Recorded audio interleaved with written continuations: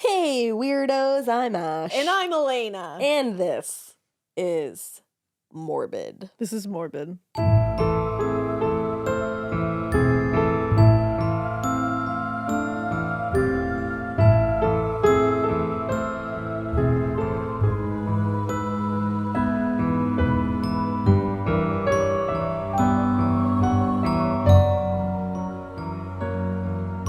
It's thesuninmyeyes.com is what it is. It is. You're bathed in a heavenly sunlight. Aren't I always? You always are. Because you're in hell. Yeah. I have a confession and I don't have my SPF on today. Oh. I know. I forgot to put... danger. This is disgusting of me. I forgot to put any face moisturizer on today. Whoa. But I put my bod moisturizer on today, which is like very backwards for me. How'd you function? If I don't put face moisture on, I feel like... I'm actually kind of oily You right look now, great. to be honest. Well, thanks. But I would feel like I feel the dryness, I feel like. No, I did this morning. Right? I actually intended to steal some of yours when I got here this morning, and then to commit theft. It's not theft. It's your stuff. Your stuff is my stuff. Theft, and I would have reported it. Okay. So, and I would have reported it. Don't you dare tell me it's not. It's theft. Oh fuck! I meant to say it's not. You just did some See? weird fucking voodoo on The me. universe was like, it is. It's theft. Well, maybe I'm just so glowy because I've been a 3-liter at least a day water girly lately. Look at you. I got a fake Stanley, so I think I'm better than everyone. You got a what? You know those cups that like influencers carry around that look like this? Oh, I didn't know it was like a thing. Wow. Oh, excuse me. Stanley's like overswept the nation. I can't believe you didn't That's know just the that. name of the brand. I honestly did not know that. Yeah, it's like these cups, but not. I thought you were talking about like Flat Stanley. Remember when you used to send them around the world? I do, but that's not where I was going with the. Yes, your thoughts are valid, but no. No, like these cups With the handle. And like the skinnier bottom, and like it looks a little bit different than this because this is a Target brand. It's cute though. It's Reduce brand, and I think it's just as good. It is. I mean, can you drink water out of it? Mm-hmm. There you go. Good as a I Stanley. just was. That's why I couldn't answer. Good as a Stanley in my book. Good as a Stanley. There you go. I always love. I always make fun of Ash when she gets the clanky ones. She does. Because there was one time when we were in a meeting. Oh my god, it was actually really fucking embarrassing. We hadn't even started the meeting yet. We literally clicked onto the Zoom and Ash bumped into her little canteen there, and it knocked onto the table with the loudest clang I've ever heard. And not only that, it rolled across the table, so it went clang, clang, clang, clang, clang, clang, clang, and then it went boom onto the floor, and then went clang, clang, clang, clang, clang onto the floor. You know those ones too that like it's like it echoes sort of. Yeah. It's like clong. Yep, that's like a reverb. It does. It did. It was like a level 5 on the Richter. So I'll never let it go because No. I'm not one to let It's anything go. funny. When I bought this water bottle, I literally thought to myself like, it's gonna piss her off. And it doesn't. And then I was like, look at my new water bottle. Trying to No. be a bitch. And she was like, no, that's not a canteen. And I was No. like, what are you talking It's about? not a big canteen jug. Elena's got weird rules when it comes to water bottles. I do, and don't fuck them up, everybody. And don't fuck it up. Exactly. Cross you right off the list. Yeah. That's who I am, Yep. you know? Yep. But you know what we do have that we can all agree is great? Oh my god. We have something actually really exciting to share with you guys. Oh, my old gods in the new. Where are you at over there? We were traveling through different realms a minute ago, actually. We were, so that's why. She's having a minute over there. Because, guys, we got to partner with Goliath and launch a fucking board game. We have a fucking board game. Morbid has a fucking board game. This is the coolest shit. Alert, alert, High alert, alert. alert. It's the Lunar Dial. Yep. I'm so fucking excited about it. So you can pre-order it on Amazon on July 17th, which is super exciting. And super soon. If you don't pre-order it, do you even love us? Do you even love us? Are you even a weirdo? Do you even care about the moon? Do you? What, do you just want to tell the moon to fuck off? That's what you want to tell the moon? You don't want to travel and collect full moons? You don't care about tides? I don't understand why you would feel that way. You collect like moonstones. You collect moonstones and and those are the full moons, which is so fucking cool. It's very like high vibration. You get to have multiple moons. Like, doesn't like Jupiter have multiple moons? Yeah, Jupiter has many moons. That's what I thought. I think your kids said yeah, that just to me ask my once. kids. Jupiter, how many moons? Many moons. Yeah. So yeah, fucking look out for the lunar dial. Pre-order it on July 17th. Gather up your moons and your moonstones and have a freaking ball. Send us pictures of you playing or else you're fake. And that's that on that. Well, so next. the vibe was a little off in this room earlier, and the vibe has changed. Yeah, I saw 333. I'm holding my rainbow obsidian. Yeah. I'm drinking water. I brought my ghost chalice up with me. I wish I could tell you that was a lie. No. She's not joking. Mikey found a ghost chalice. It's a chalice. It Like looks a like the goblet of straight-up fire. chalice With Papa. that I'm gonna drink from at all times. Has John seen that yet? He sure has. What were his thoughts? He literally said, "What's that?" And I said, "That's a chalice." And he said, "Why though?" And I said, "Why not?" And he was like, "Touche." Yeah, and then honestly, he just let touche. he let it go because he was like, whatever answer I get, I'm not gonna like it. So he just didn't ask any further. You know what I No want to further tell questions, Your Honor. you? You know what I want to tell you? What? I'm happy for you. Thank you. And your You're happy that chalice. I'm happy. I'm happy that you're happy. It's a great chalice. We'll post a photo of it. You're so weird. I think we're gonna send one to Doug Bradley. Aren't I think we already yeah, did. we're gonna send one to Doug Bradley because he also loves ghosts. Because, Brad Dudley, like, you mean? Brad Dudley.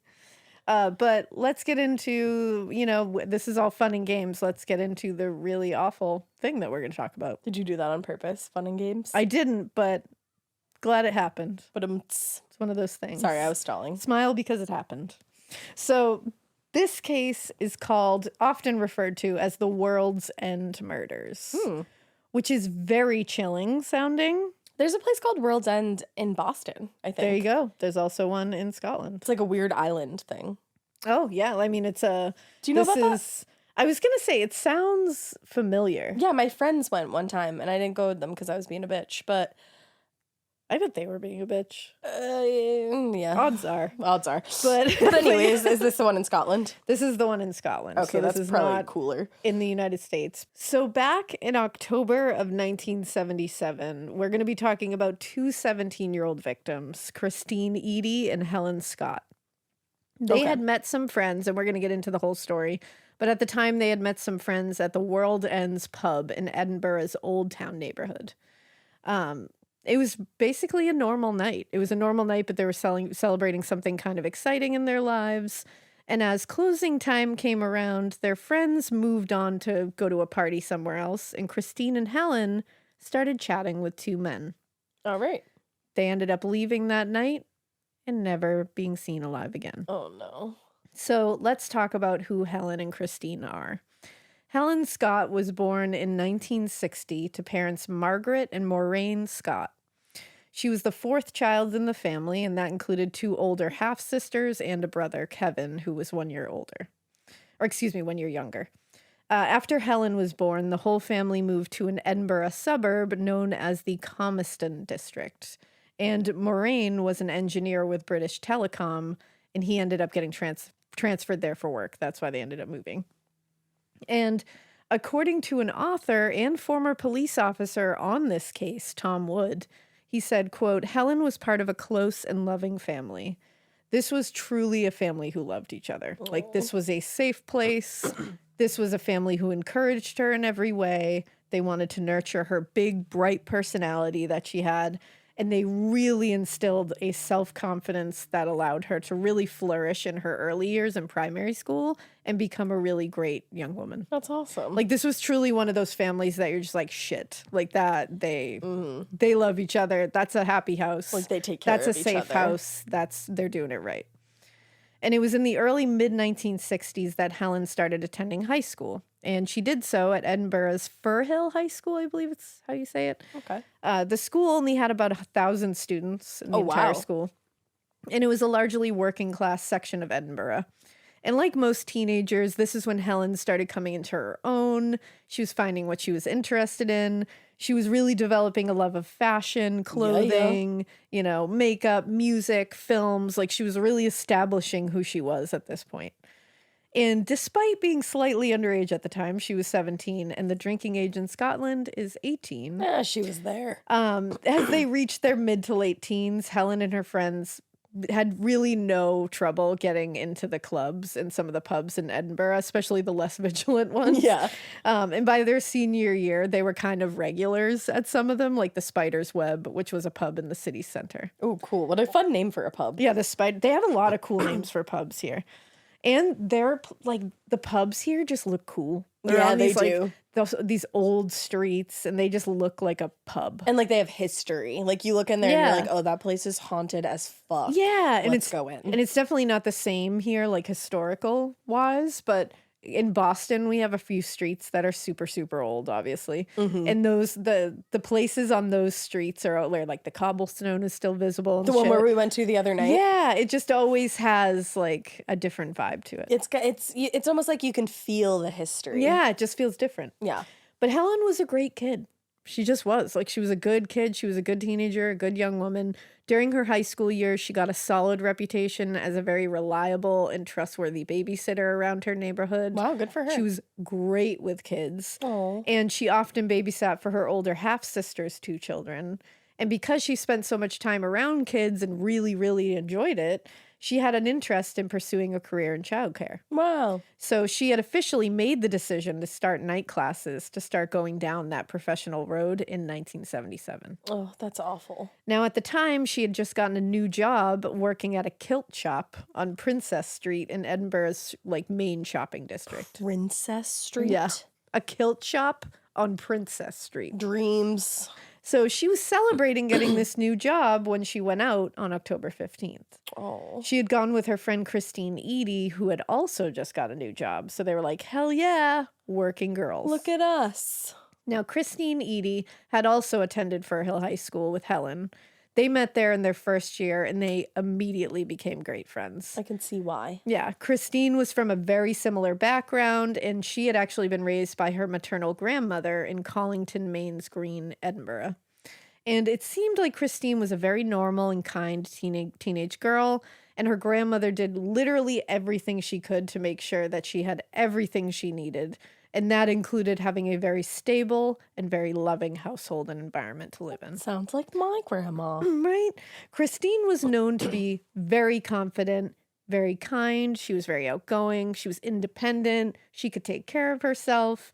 Because again, her grandmother had instilled that in her. Yeah. Like she had felt like she had given her that strength to be confident. They sound like a couple of bad bees. Right? And she was ready to take life literally by the horns, and her grandmother supported her every step of the way. At the time of her death, she had moved into a new apartment with some friends, actually, and was really enjoying the freedom and independence that came along with it. Now, upon graduating from Firhill High School, Christine took a job with the Department of Education before getting a new job that October as a typist with a chartered accounting firm in Edinburgh. Okay. On the evening of October 15th, she had agreed to join Helen and a couple of other friends, some newer friends, for a pub crawl to celebrate their new jobs. Yeah, that's like so normal. Yeah. You know, like how many Very times have normal. you gotten a text like, hey, we're going out tonight. Want to come? Like, yeah. And you head out. This was like every other time they had gone out. But Yeah. this was they just had something to celebrate tonight. Right. So October 15th, 1977, like we said, very normal evening for them. Helen met her friend Jackie Inglis at Jenner's store, which was a few doors down from the shop she worked at on Princess Street. They were also really good friends since primary school, actually. Oh, wow. And this was something that they often did together.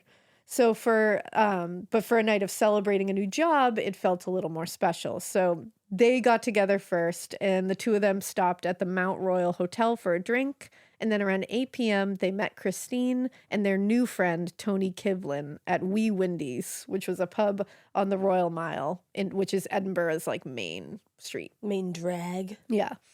Now, they went to a few more pubs along the Royal Mile and made their way to High Street in the Old Town District. Now, shockingly, Old Town District is the oldest part of Edinburgh. What? I know. That's insane. The name doesn't give away the lead. So it's old. So it is just a spider web of streets and alleys and tall buildings. Like, old streets are always wildly put together. And there's not great lighting because of the old. And Tom Wood says that there's a gloomy effect because of this, which I think sounds great.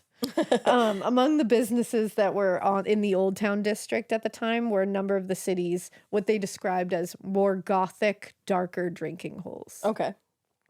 Again, I was going to say. That sounds awesome. Sounds right up your alley. And this included what would be the girls' final destination for the evening, which was the World's End pub on High Street. Okay. Again, sounds so fucking awesome. I know. So around 10 p.m., they arrived at the World's End pub, and they all took over a space near the back of the bar next to a payphone. It was busy there that evening, so they had to stand and wait for a table to become available. Mm-hmm. And apparently Christine and Helen got some whiskeys, and apparently they were kind of at each other a little. Oh, really? The more whiskeys they had. They kind of started... It was like petty arguing. It wasn't like they were like fighting, like teenage girl shit. Like they were just annoying each other, I think. Okay. They were just like, shut up. Well, like, sometimes your best friend annoys you. Honestly, if she's not your best friend if you don't both be like, fuck off. Exactly. Now, apparently one of the biggest ones that they got into, like arguments they got into, was when Helen used the payphone to call a boy she liked. This boy was in Coldstream, and Christine made a comment about her having to call him on a payphone because he didn't have a real phone at home. Helen found that comment pretty classist, and she didn't like it because she likes this boy, so she doesn't want to hear it. Well, don't shit on your friends. So she ended up storming out of the pub because of it and said that she was done for the night. She was like, fuck you, man. Oh, I hate that this was their last night spent together. Well, don't worry, because apparently Jackie ran after her and convinced her to stay for another drink. And by the time she had convinced her to come back inside, I guess the rest of the group had secured a little table, and they were joined with a couple of friends that they'd run into at the bar as well. And in statements that were given to police in the following days, people at the World's End that night told investigators that Helen and Christine were, quote, at the heart of the crowd, engaged in animated conversations, and were happy and smiling. Okay. So whatever they had been through in the beginning, they were at each other a little bit. They got over it. And they were just like, fuck it. Very classic best friend, teenage girl. Oh, We've had a couple of whiskeys. We're at each other's throats a little bit. And then we just go, fuck it. Everything's fine. You're sorry. Let's have a good night. So they were over it. Okay, good. Yeah, I'm glad that they got over it. I know, because when I first read this, I was like, I really don't want it to end this way. Yeah. And it's like, I don't want it to end at all. But I was like, I don't want you to have that last, bitterness spat with each other.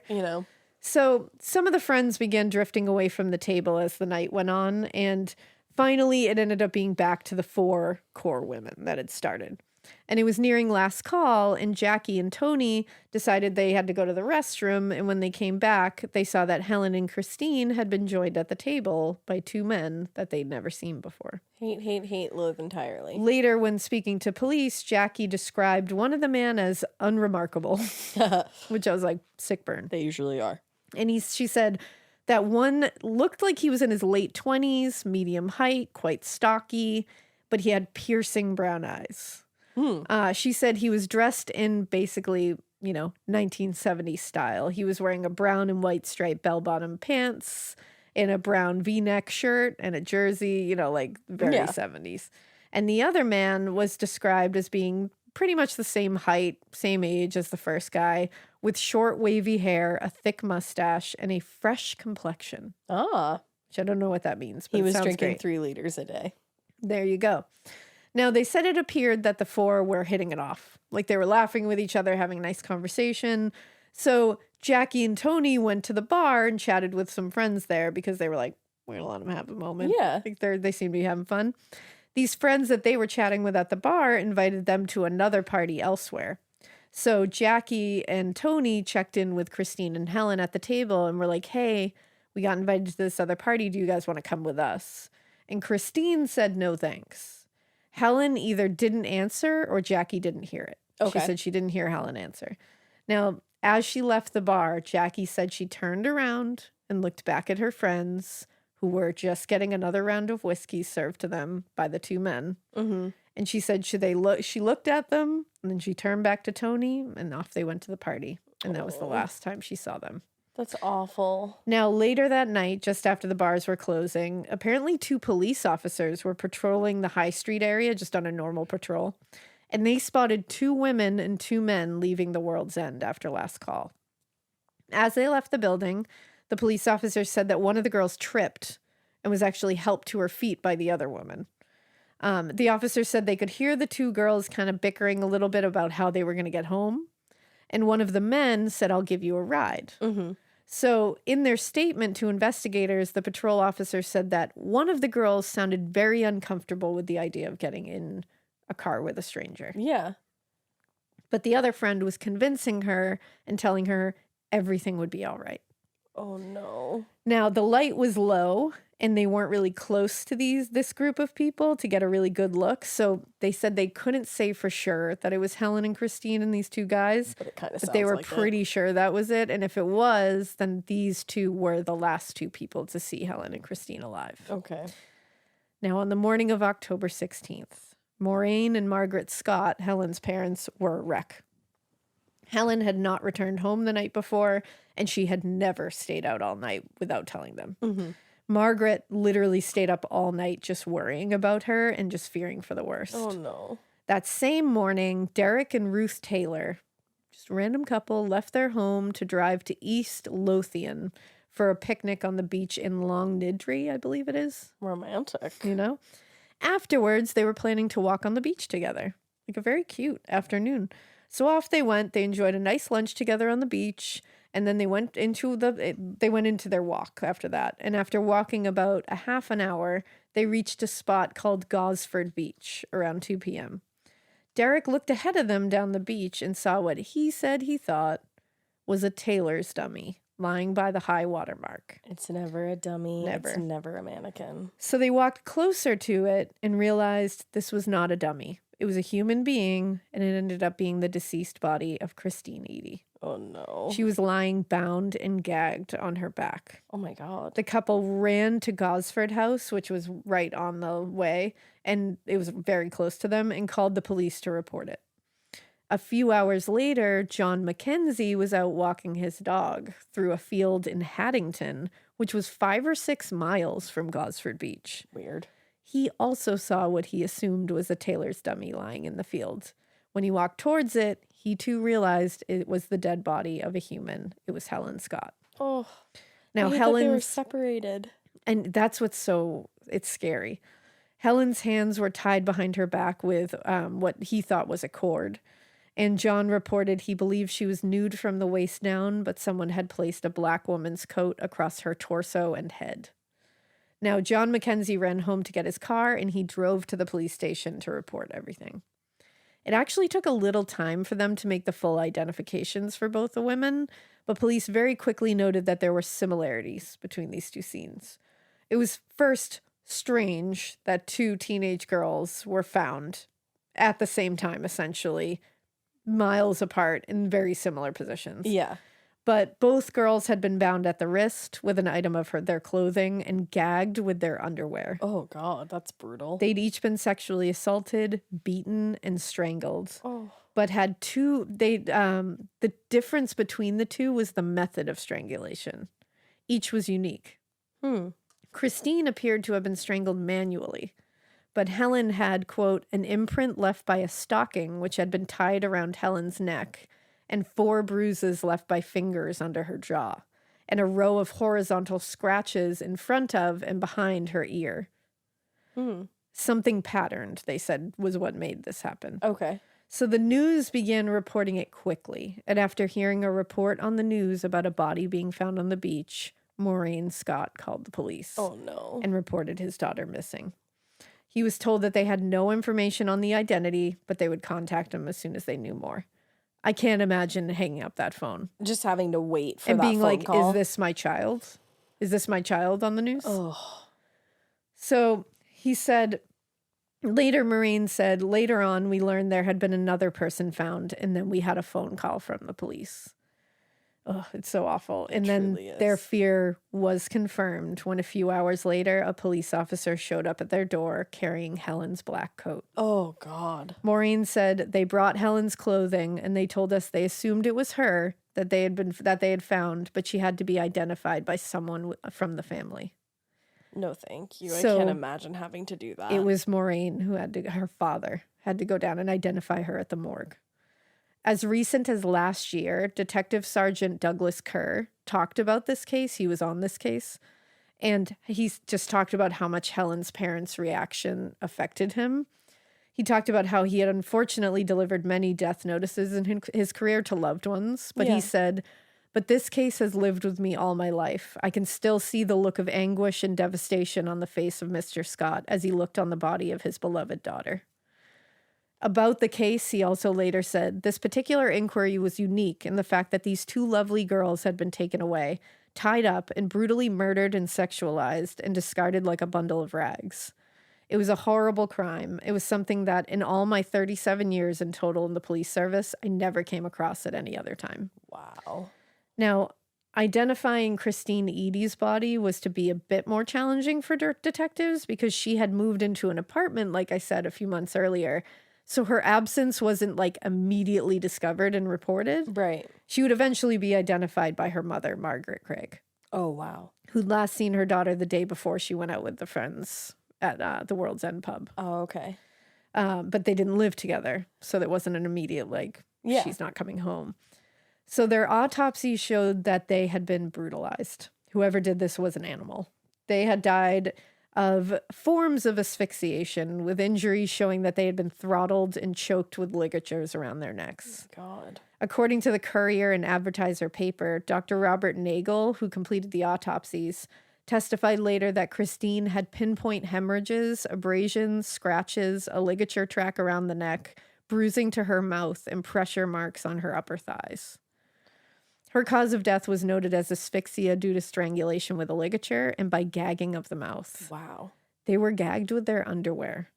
So she asphyxiated by being gagged with her own underwear. That's so horrific. And Helen's injuries were much the same, but also she had an injury that was due to a shoe stomping on the left side of her head. Oh my God. And both young women had been sexually assaulted. Oh no, I knew you were going to say that. Yep.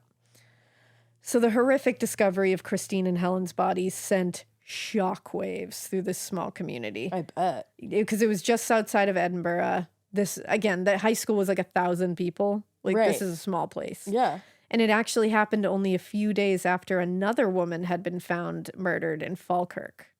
She was discovered in bushes with a bag over her head. What? And everyone was pointing out that the murders seemed similar to the unsolved Bible John murders that had happened in Glasgow. Oh, shit. Yeah, and that was only a few years earlier. Right. And many locals were thinking another serial killer was around. Can you imagine just coming off of that? And now horror? this happens. Right. And it's unsolved at this point. Now, the Deputy Chief Constable, Tom Woods, told The Guardian, because of the nature of the victims' complete innocence, and because of the nature of their death, and because there were two of them, it was a shocking, shocking crime. The sort of thing didn't happen here. The police force was not equipped for a double homicide or a serial killer. Oh, no. So the investigation into both murders became under the control of Detective Superintendent George McPherson. He quickly placed a commanding officer in East Lothian and another in Edinburgh, and investigators were now going to retrace Christine and Helen's movements the night before at World's End. So they began interviewing as many patrons of the World's End as they could, just in an effort to track down leads, eliminate potential suspects, anything they could get. Mm-hmm.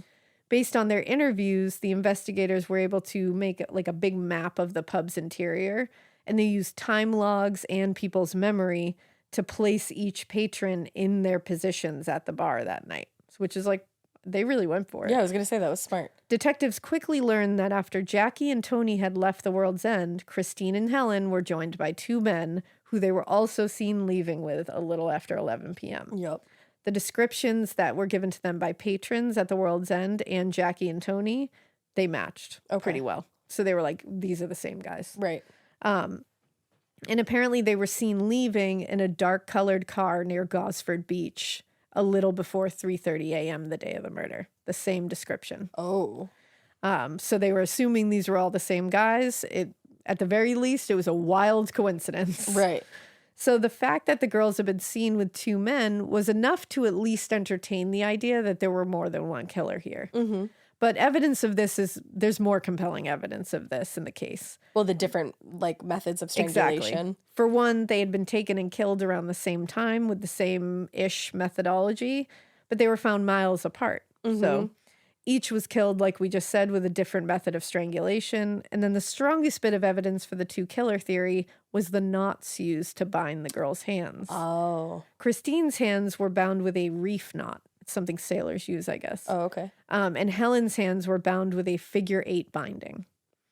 Also, a forensic scientist, Roger Eadie, later told a jury that the knots also showed different dominant hands. Oh, a lefty wow. and a righty. That's so interesting that you can tell that just from Isn't looking that at the knot. interesting? Yeah. Like, it must be the way one thing goes over another. Yeah. You would do it with that hand. Right.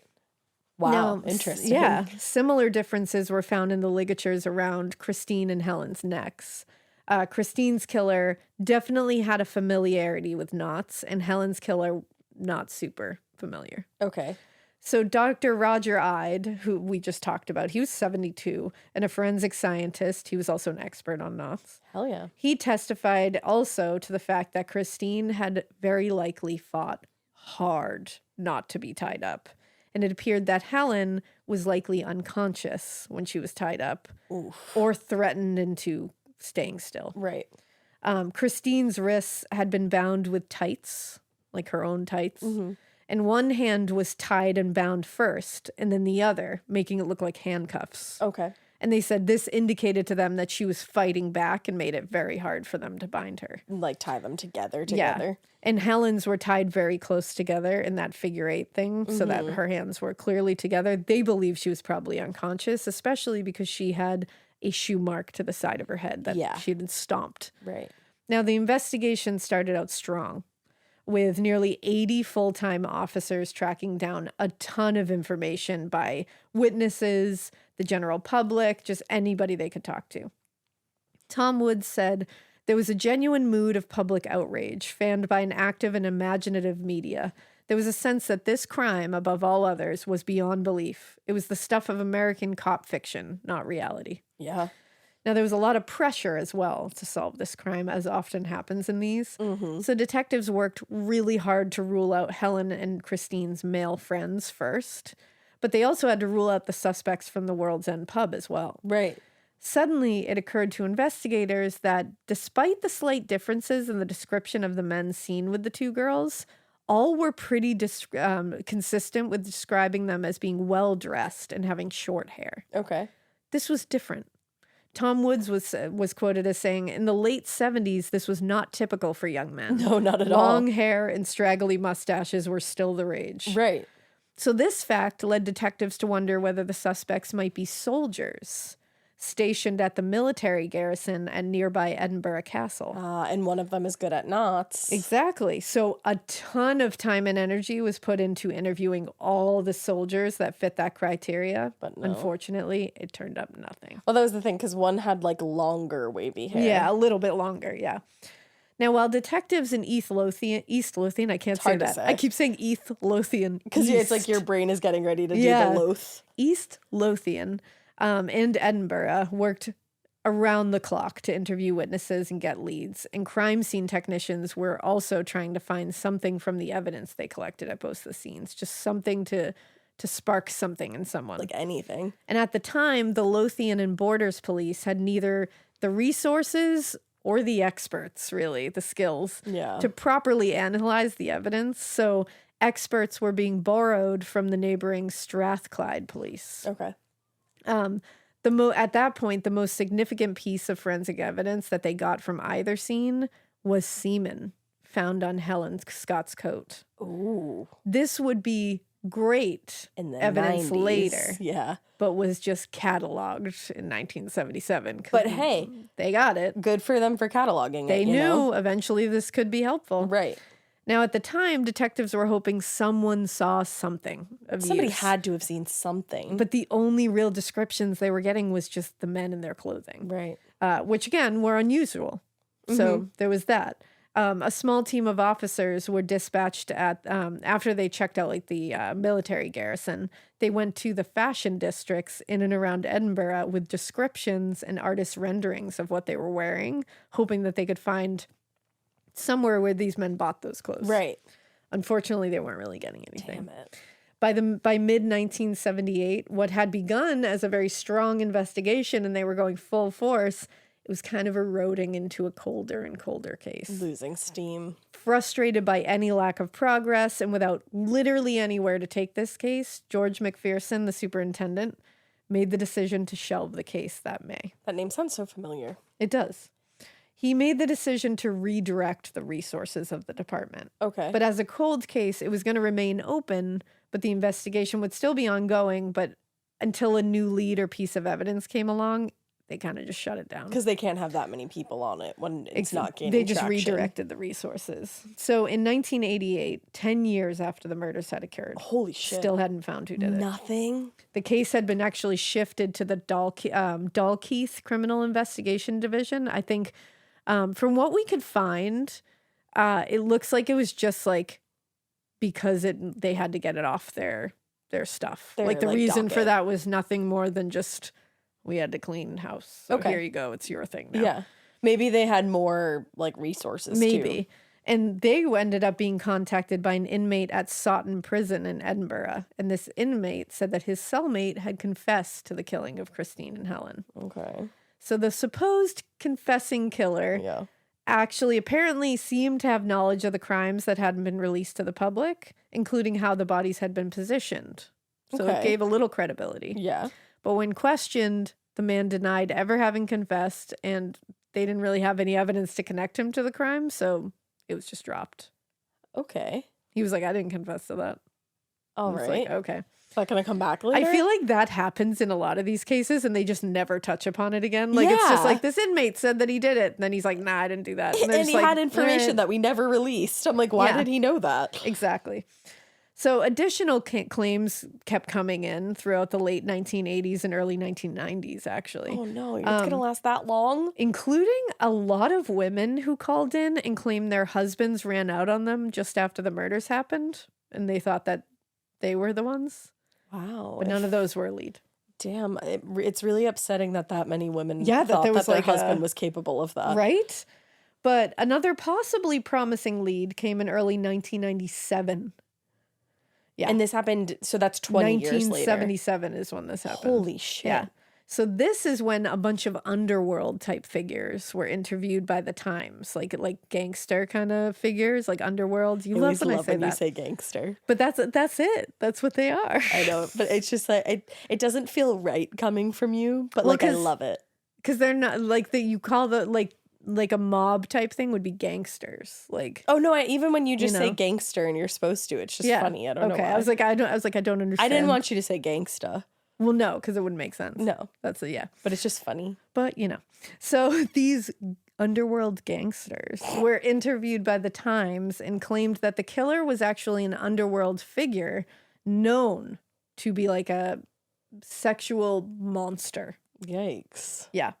And According y'all to just kept that in for 20 years? Like, what the fuck Yeah, I is mean, wrong with you? they're underworld gremlins No, themselves. I know. So according to one of the informants, the killer is, quote, a pure beast.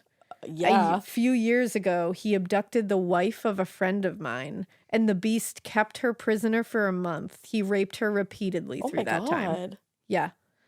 So a police source confirmed that the man in question was indeed a person of interest at the time of the murders, actually. Oh shit. And he said he had been in the frame because he was a thoroughly monstrous man at the time. He was also known to frequent the World's End. Unfortunately, it ended up being a dead end. It wasn't him. Are you kidding me? And later they would confirm through DNA that it wasn't him. Did they check into the guy? I hope they took care of it. But, Yeah, you like know, I was like, does he currently still have a prisoner? Like, because it's like with this one, you're like, yeah, that's awesome that it's not him, I guess. But like, that sucks that he exists. he's still a problem, Right. guys. Like he's a big old problem. So I hope they took care of that.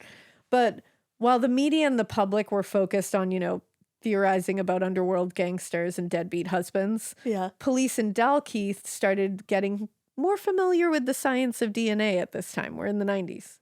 So we mentioned earlier that among the few pieces of evidence collected during the first investigation, there was semen discovered on Helen Scott's clothing. Unfortunately, in 1977, like we said, of little use, but very smart of them to catalog it. By 1997, advances in science and technology had made it possible to not only identify a person with, certainty using their biological materials, but it also made it possible to use those samples to prove or disprove their involvement in a crime. What? In 1988, a DNA profile was created from the semen sample. Ooh. But at the time, all they could get was the killer's blood type. But they were moving in the right direction. Okay. Now, a decade later in the 90s, there was more to be found from that sample. And more was found from that sample. During this time, police in Dalkeith were eager to compare the new, now more complete DNA sequence in that semen to the DNA of men in the World's End on the night of the murders. So the DNA profile was compared to over 200 samples taken from male patrons in the pub that night. Not one was a match. What? They also found no matches in the hundreds of swabs taken from known predators living in the area at the time. It wasn't even hitting on any of the 1,200 suspects flagged in the police national computer. Are you shitting me right now? Yeah. This was so frustrating, but luckily it wasn't for nothing, because during this whole process, they were able to use the DNA to discover that while Helen and Christine were likely killed by two men, one of those men sexually assaulted both girls. So there was likely two killers, but one man raped both of those girls. Oh. Yeah. Which was new information and shocking information. Yeah. So after 18 months of backbending work trying to get this DNA to nab their killer, they really weren't closer to finding him. This is solved, right? It is. Okay. At a press conference held in March 1999. Stop it. We're nearing the 2000s right now. Dalkeith Superintendent John McGowan told reporters, "I'm disappointed for the families that we have not solved these murders. It's a mystery and it remains a mystery. I hope one day that another detective will solve it." McGowan didn't know at the time, but investigators would not have to wait for another detective to solve this case. Now, in the spring of 2001, a man named Angus Sinclair went on trial for the 1978 rape and murder of a 17-year-old girl named Mally Gallagher in Glasgow.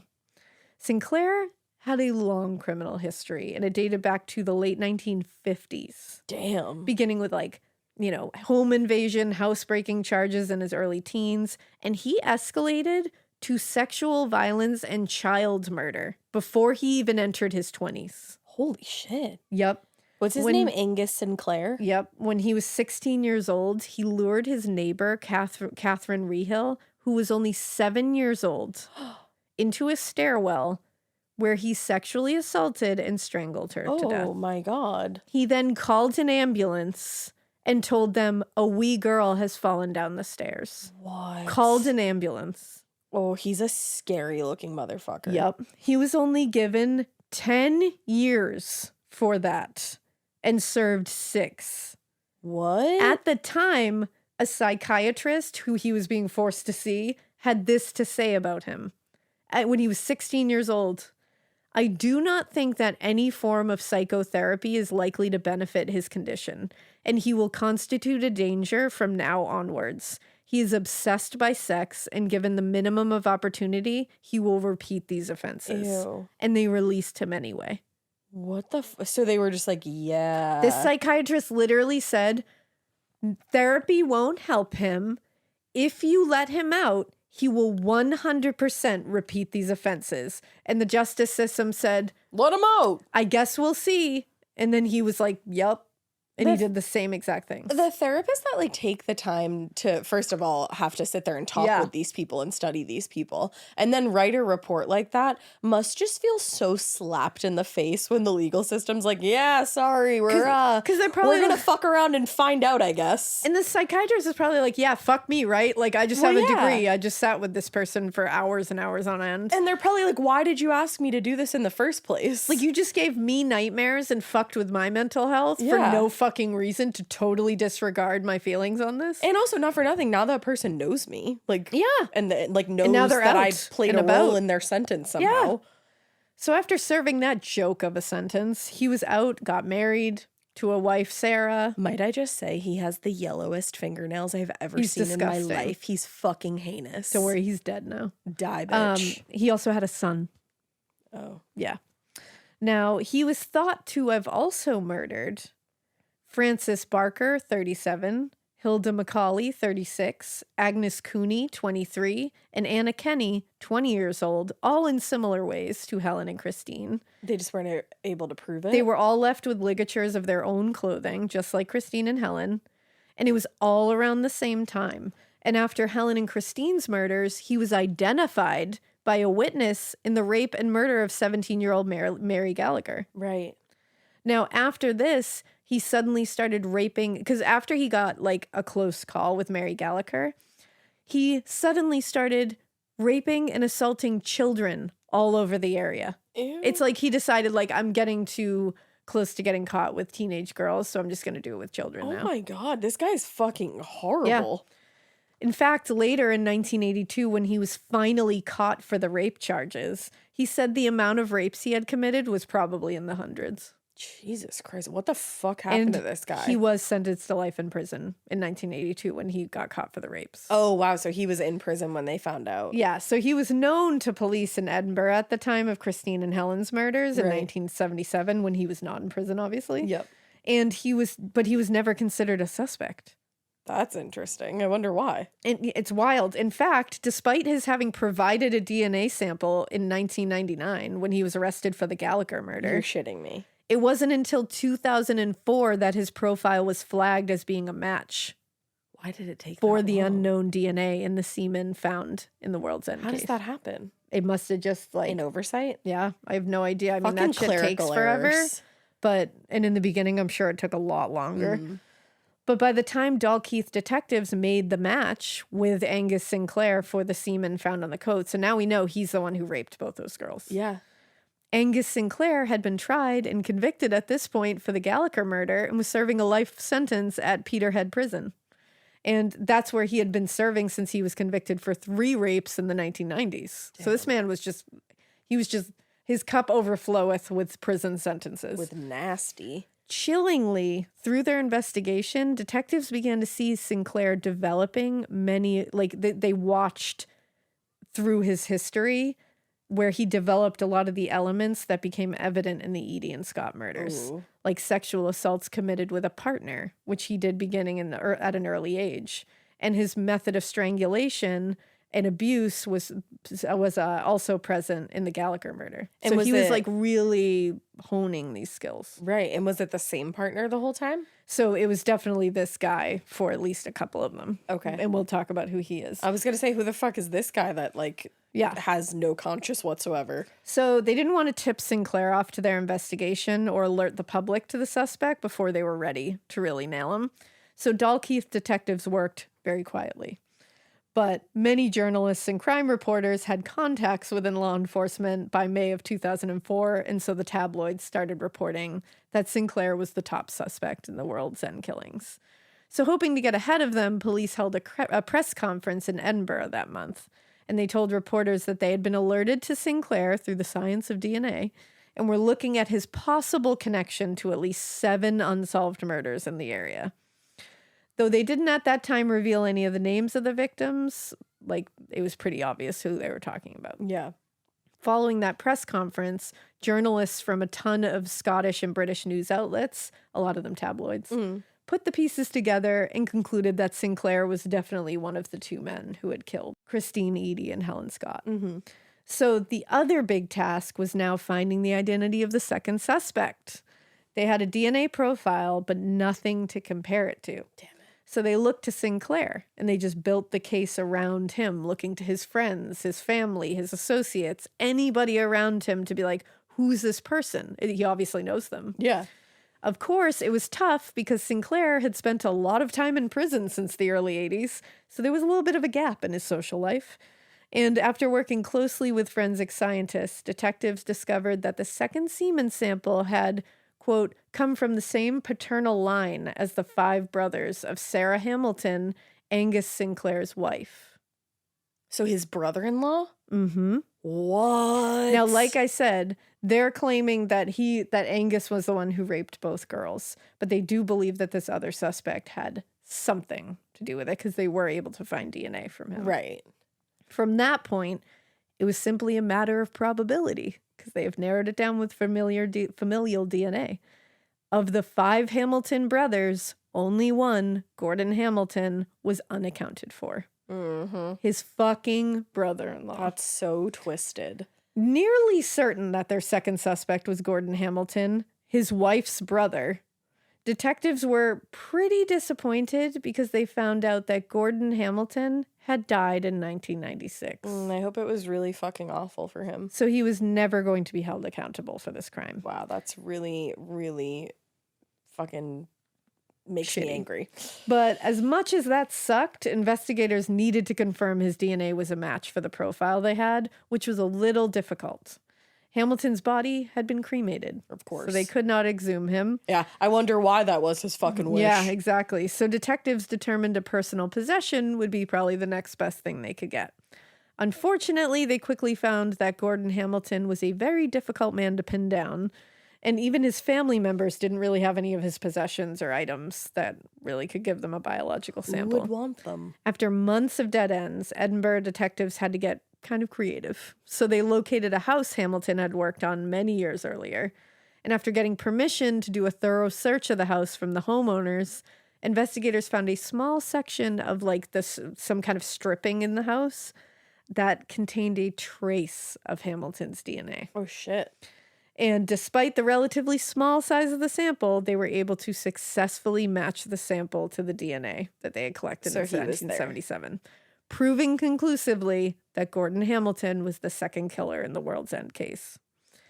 Even though he was dead, they did look into his background because they were like, what the fuck? And they discovered he was raised in a pretty large Scottish family where the father was very domineering and very violent. The children all came out of the home with addiction struggles, a lot of criminal tendencies, a product of their environment. Yeah. So, of course, only a couple of his siblings were even willing to talk to police. Right.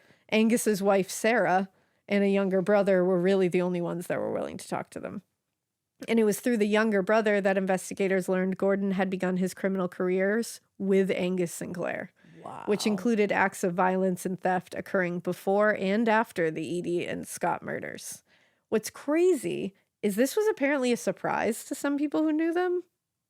Like, they were like, wow, I didn't see that for them. What? Like, Yeah. Scott and... Yeah, like, they were like, wow, they were violent? That's crazy. And it's like, they were the most violent. Right. Sorry, I didn't mean Scott.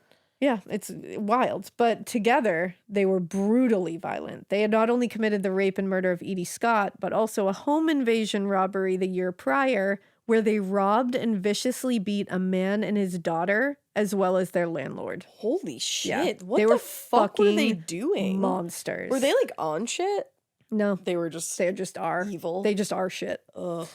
By the time detectives sat down to interview Angus Sinclair in October of 2004, they had assembled a pretty vivid picture of his personal and criminal history, as well as that of Gordon Hamilton. Yeah. In addition to the murders of Christine Eadie and Helen Scott, they were now even more convinced that he was involved in the unsolved murders of Anna Kenny, Matilda Macaulay, and Agnes Cooney, and as well as tons of other assaults. I bet. So Sinclair denied any connection to Gordon Hamilton or the murdered girls, just spent the interview sessions trying to intimidate or like assert dominance over the interviewer kind of thing. Dude, you're in prison for the rest of your life. Shut up and tell us what happened. And when he couldn't intimidate them, he, quote, according to Tom Wood, he used all sorts of tricks to exasperate interviewing officials to the point where they lost any chance of obtaining meaningful progress. What a douchebag. He was a steel trap. He wouldn't say anything. Angus Sinclair had spent nearly 3 decades in a long-term, very serious relationship with the justice system. Yeah. And he was essentially a professional criminal by the time investigators got to him in 2004. Right. So, of course, detectives were unsuccessful in getting any useful information or even so much as of a hint of emotion from him about it. Fortunately, they felt they had more than enough physical evidence to get a conviction. And on January 26, 2006, Angus Sinclair was indicted for the murders of Christine Eadie and Helen Scott. Good. I'm glad he had to face the justice system, even because, like, you know, when they're in prison, sometimes you're like, are they gonna try it or? Oh, no, they did. And he glad. entered no plea. I didn't even know that was an option. Yeah, he just said no thank you. The trial of Angus Sinclair for the murder of Christine and Helen began at the High Court in Edinburgh on August 27th, 2007. Wow. Sinclair, of course, he said he was innocent, maintained his innocence, and lodged a special defense incriminating his brother-in-law, Gordon Hamilton. I thought you guys had no connection. Yeah, all of a sudden he knows. The special defense said that if any sexual relations took place, they did so with consent. Fuck right off. So he was just trying to explain away the semen found at the scene. He was like, we had sex consensually. Crazy that you're in here, though, for rape and murder. Yeah, that's weird. And I love that he was like, if there's any DNA found or any of me found there, just know that it was consensual. It's like, okay. So you don't even know. You're just like, I'm just covering my bases here. Yeah. Now, among the witnesses heard in the first few days of the trial was Helen's father, who told the jury of being informed of his daughter's death, and Jackie Thompson, who recounted the girl's night out that ended with her leaving her two friends at the bar, apparently in the company of Sinclair and Hamilton. Also on the witness stand was John Rafferty, who was one of the police officers who'd seen Christine and Helen with the two suspects outside the World's End. According to Rafferty's testimony, he'd been helping Christine off the ground after she'd fallen when he noticed a shifty man watching him. He said, I assumed he was with the girls. So this was another police officer. And he told the jury he wasn't making any kind of eye contact. He was looking away from me. You get the impression when you're a police officer that some people don't like police officers. And the way this chap was looking at me, he didn't like police officers. Yeah, I bet. Now, also on the stand was Sinclair's now former wife, Sarah. I was hoping you were going to say that because you kept saying wife, and I was like... She legally separated. Really? She was like, bye, bitch. Good. And she told the jury she married her husband in 1970, and they had a pretty decent marriage. Wow. She didn't have a lot of, like, she was like, I wasn't abused. It wasn't like... I did not expect you to say that. She was like, that's why she was like, this really fucked me up. As soon as you brought her up in my head, I was like, oh my God, I can't imagine what that poor woman went through. According to her, that's why she was so shocked. Right. Because she was like, this wasn't like, oh, I could see him doing this. But that's the thing that happens. Like, like BTK's wife and daughter were like, what? There's plenty of them. It's so sad. And it's so scary to think that that's how they walk among us. They can just shapeshift. So scary. At will. But she also told the jury that her husband and brother Gordon would often go on weekend fishing trips in the couple's Toyota Hiace, and I think it's a Caravanette, which I've never seen. It's like a caravan, but like little. But a net. But that was believed to be the vehicle that the girls were transported in. Oh, wow. But that vehicle had since been sold and scrapped. Huh, imagine that. Now, the investigators found what they believed were fibers from the Caravanette upholstery on Helen Scott's coat. They didn't have it to match, but they could at least make an assumption. Right. But without an interior to match it to, it was pretty circumstantial, if even that. Mm-hmm. Now, the trial was moving along as expected, and the prosecutor, Alan McKay, gave his closing remarks, and it was all thrown into turmoil on the 10th day. The judge halted the proceedings and suddenly dismissed the charges, citing insufficient evidence. I'm sorry. What? In his statement, Judge Lord Clark said there was no forensic evidence to link the accused to the items used to kill the girls. I'm not satisfied that the evidence relied on by the Crown can overcome that absence of crucial evidence. Like, what about the semen, though? Yep. But remember, he's claiming we had consensual sex. This motherfucker is already convicted of rape and murder. The decision outraged the families, investigators, prosecutors. The prosecutors really thought they had a strong case because they did. I was just going to say because they fucking did. But because the jury was barred from several key pieces of evidence, including Sinclair's DNA on the ligature used to kill both women, the only remaining evidence was the semen, and Sinclair claimed they had a consensual sexual encounter. That does not prove I killed her. Except that your DNA is on the ligatures? They even brought up, and this is like pretty graphic, but I think it's important to show you how fucked up this is, because they found evidence in the autopsy of trauma, sexual trauma. Absolutely, I'm sure. And they had the fucking nerve in this trial to be like, well, can you really say that that's rape, or could it just be from... Oh, they use the rough sex defense thing? Literally, anybody that uses that defense, go fuck yourself. Yeah, truly. Like, honestly. Yeah. From the bottom of my heart, go fuck yourself. Truly. But yeah, so They barred a lot of evidence. The only one allowed was the one that Sinclair was claiming, consensual. You can't prove that I killed her with that. Which, I'm unfortunately, shocked. at its core, yeah, you can't prove that he killed her with that piece of evidence if we're looking at it in a legal, pinpointed thing. But it's like, then why are we barring the evidence that shows that he killed her? There was evidence on the ligature. That's the thing. We're relying on one piece of evidence when we have several pieces of evidence. The piece of evidence in that says he was there at the very least and that something occurred. What the fuck? You're fuck? barring the piece of evidence that clearly shows he killed her? But I'm like, what did you even have to gain from dismissing this case? If anything, it's like an outrage. It's an outrage. And by dismissing the charges against Sinclair, the judge basically ensured that double jeopardy laws protected him from ever being held responsible for the deaths of Christine Eadie and Helen Scott. Fuck this judge. So the decision by Judge Lord Clark to return a verdict of no case to answer outraged literally everybody. Yeah. But then everybody started blaming each other for the decision. Police officers were blaming the prosecutor. The public blamed the police. It just, no, y'all, at the end of the day, blaming each other. I'm like, blame that fucker. That's the judge. He made the final call. Blame and you guys all worked up there. Because you guys all worked together to get that evidence, to get it into trial. He's the motherfucker that says what goes and what doesn't go. Fuck him. It's like, you all did your job. He didn't do his. I'm like, do you have a daughter, sir? Like, can you imagine do you have a cousin? Do you have a woman that you love in your life? Yep. Can you imagine?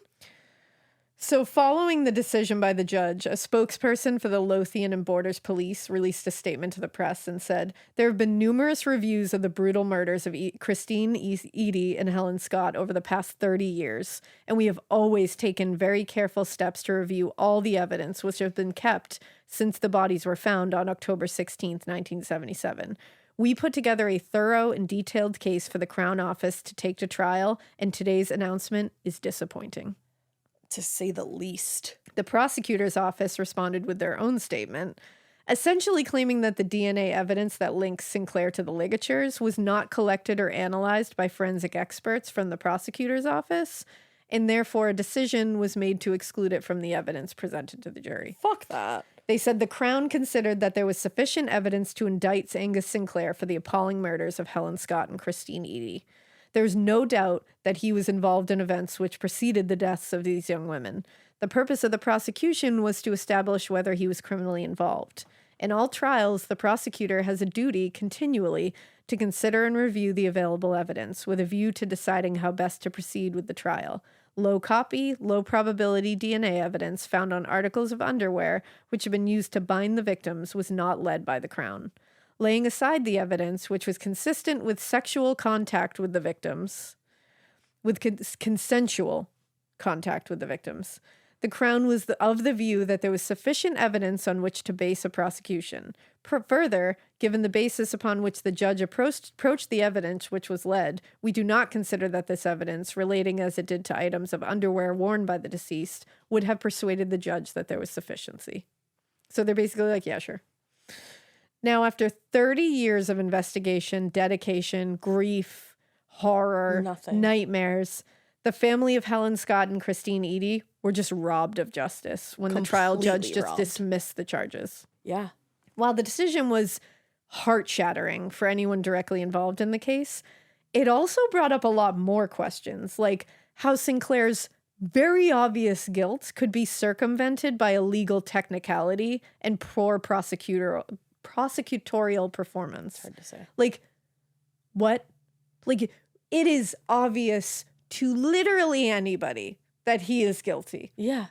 But because of a tiny little loophole, we're just gonna say fuck it, whatever. And they don't get justice. Feel like it's like the prosecutor's office is fault. Like that just feels like the judge was like, nah, sorry. It was loopholes and it was like little fuck ups. And I'm like, dude, what do you have to gain? Number one, this guy's in prison forever anyway, so you're not fucking saving his life. But because of this, let me hear it. The then Cabinet Secretary for Justice, Kenny McCaskill, sent the case against Sinclair to the Scottish Law Commission for review. Let's go, Scottish Law Commission. Hell yeah. After years of review and analysis, the commission produced tons of reports that directly influenced the Double Jeopardy Act, passed by Scottish Parliament in 2011. Among other things, this act allowed for the retrial of acquitted persons under certain circumstances, particularly those relating to decisions made in bad faith and questions of mishandled evidence. Yeah, that one was made in bad fucking faith. It's like made in bad faith. They were like, you fucked up. So following the passage of the Double Jeopardy Act of 2011, the Crown instructed Lothian and Borders Police to reopen the World's End murder case. Fuck yeah. As if the evidence they had collected for 3 decades wasn't enough, detectives discovered additional evidence that challenged Sinclair's alibi in the previous trial. Loves it. Including soil samples that placed Angus Sinclair at the sites of both murders. Dude. Soil samples. They went hard. Nuts. I love that they were like, if semen samples don't work for you, let's get some fucking soil samples. We'll use the fucking earth. Maybe I'll get some air samples while I'm at it. I will get all the elements against you. Let's fucking go, girls. So this, with the DNA found on the ligatures around the necks of Christine and Helen, the soil disproved Angus Sinclair's claim that he was fishing at the time of the deaths. Yeah, go fuck yourself. There's soil in your shoes. And was nowhere near any murder scene. Based on this new evidence, and now a much stronger case, the Crown was granted permission to retry the case against Angus Sinclair. I'm doing my gotcha dance. So the second trial of Angus Sinclair began October 13th, 2014. Oh my God. At the High Court in Livingston. At this time, Sinclair pleaded not guilty to 2 counts of murder. According to the defense submitted by Sinclair, he was fishing on the banks of the River Forth, somewhere near Cockenzie Power Station, when both girls were murdered by his brother-in-law, Gordon Hamilton. Doubt it. As he'd done in the last trial, he again claimed that he'd had consensual sex with both girls. Fuck right off with that. This time, the prosecutor, Frank Mulholland, he built a stronger case against Sinclair that, very different from the first trial, included the damning DNA evidence that implicated Sinclair in both murders.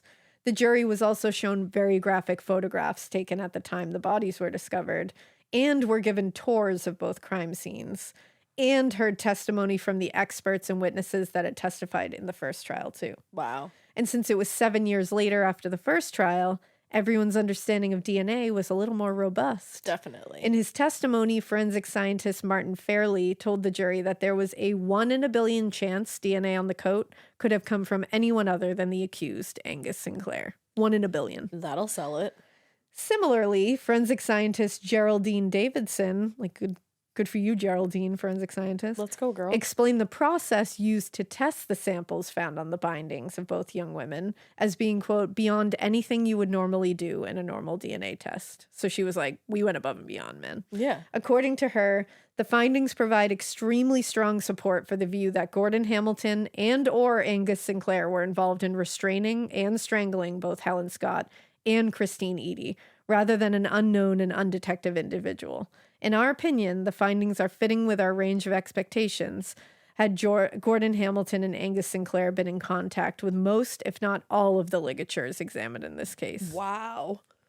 On the final day of testimony, Angus Sinclair took the stand to testify in his own defense. Like a little bitch. Sinclair told the jury that he and Hamilton had met the girls at the World's End pub, and after last call, the 4 drove to Sinclair's Toyota, Caravanette, to Holyrood Park, where he had consensual sex with both girls. Doubt it. Then he left both young women with Hamilton, and he wanted to go fishing. What? Really? You just went fishing in the middle of the fucking night? We are decades later, and you can't come up with something better than that. Gone fishing. On cross-examination, the prosecutor challenged this version of events, saying 2 17-year-old girls taken somewhere they didn't want to go in the dark, in the back of a van with 2 strange men with sex on the mind. They must have been terrified. Absolutely. You didn't care that they wanted to go home. And in response to him, Sinclair said, no, I just wanted to have sex. Ew, go fuck yourself, He's a dude. fucking demon. He's filthy. Yeah, he's literally filthy. Filthy. That's a perfect word for it. He is a filthy fuck. Ugh. Otherwise, he stuck to that previous story. He pinned the murders on his brother-in-law, who is dead and can't face the charges, and just, that's it. On November 14th, 2014, the jury deliberated for less than 2 hours and came back with a verdict of guilty Hell yeah. and sentenced Angus Sinclair to life in prison with a minimum of 37 years, and he was already in there for life. If you told me anything else, I would quite literally fucking riot. Yeah. It was a big relief to everybody. It was a big relief to the family members of Eadie and Scott, the detectives. In a statement to the press, former Deputy Chief Constable of the Lothian and Borders Police, Tom Woods, said, "When it happened in 1977, it was like the turning of a page. They looked like young women in their photographs, but really they were little more than children. The nature of the crime and the brutality of their deaths meant that a real shock ran through Scotland.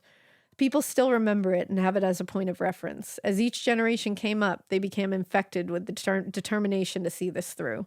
The officers who have devoted themselves to the case will see this as a debt repaid." You know what makes me so sad? Her grandmother went to her grave, and never got to see justice served. served. I hope wherever she is, she knows that. I hope she knows her granddaughter was Yeah. what happened. Was at least justice was with served. justice. So Angus Sinclair was the first person to be retried and convicted after the passage of the Double Jeopardy Act.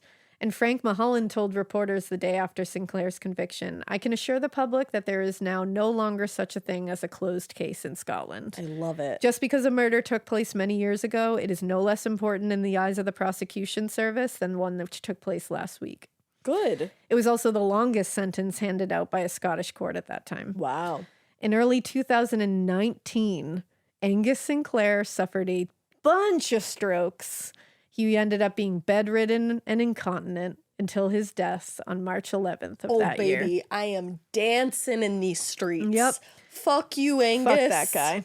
At the time of his death, he was serving life sentences for the murders of Christine Eadie, Helen Scott, and Mary Gallagher. But police still suspect him of those other murders. Oh, absolutely. Now, Helen's father, Moraine, did pass away in 2015. So he was able to see a lot of this happen. Right. And he was 85. He lived to be 85. But the year before his death in 2014, he said, "How anybody could do that to another human being. I sit at nights and I think, well, just what did she go through? How did she suffer? I mean, it's frightening. I just remember Helen as she was and keep wondering where she would have been today. Would she have been married? Would she have had a family? Would I have had grandchildren? Where'd she be living?" That's so awful. I hate that he had to spend the rest of his life thinking things like that. But I'm so glad they finally got... my God, when you got to the part where they didn't, I was like, is this how this is going to end? And she gave me Terracita Tabasa and this? I could not, because... these families and the detectives and investigators in the case, they all deserve to have this fucking wrapped up in a bow at the end. And I hate that it took that long. I know. Because for those families and those detectives, because it really affected a lot of them. They were all talking about this killed us. Mm-hmm. Everybody involved in it, they all had to sit through it for decades and just have frustration and brick wall and watch that asshole get off the first time. And the first people that put it together to spend that long doing that and then to get slapped in the face, essentially. Exactly. But luckily it does eventually have justice in the end. Thank goodness. And for at least one of them. What a awesome way to get justice too with the Double Jeopardy Act. I know that's the thing. It's so theatrical, the way that it all came together. I love that it all came together that way. Me too. It was like Christine and Helen were working things. Yeah, they were making it happen. Hell yeah. I mean, they made shit happen on this plane. Exactly. Wow. Yeah. That was wild. So wild. And I think there was a few other cases mentioned in this case that Angus Sinclair was thought to be a part of, and is definitely a part of. And I'm going to look into those and see if we can do another episode talking about those ones, because I want to make sure I can find some information about them. But I think I was interested to see what those were about. Yeah, definitely. Yeah. Wow. Yeah. Well, stay tuned for that, hopefully. And we hope you keep listening. And we hope you keep it weird. But not so weird that this. Yeah. It'll be this fucking weird. Don't keep it as weird as Angus.